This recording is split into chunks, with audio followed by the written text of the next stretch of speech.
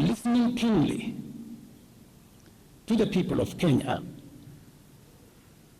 who have said loudly that they want nothing to do with this Finance Bill 2024, I concede, and therefore I will not sign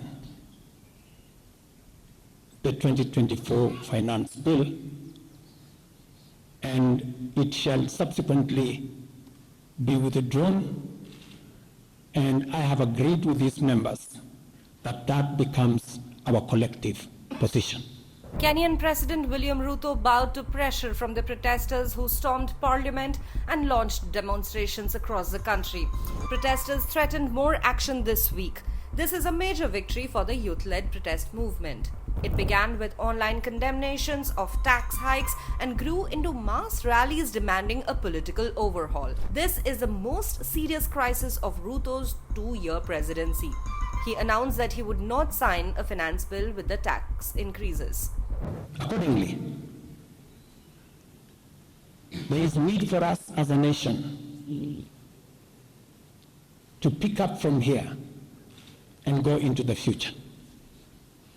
And I am therefore proposing that because we have gotten rid of the Finance Bill 2024, it is necessary for us to have a conversation as a nation going forward.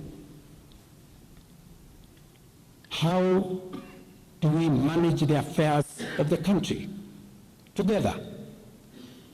How do we manage our debt situation together?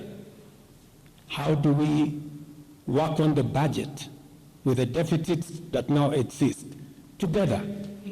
This comes after clashes between police and the protesters left at least 23 people dead and scores wounded. Vice President Rigathi Gachagua asked young people to call off the protests. He urged them to avoid further loss of life and property destruction.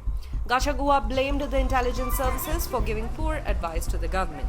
Meanwhile, protesters remained defiant. They are repeating calls for Ruto to step down and have vowed further action in the streets.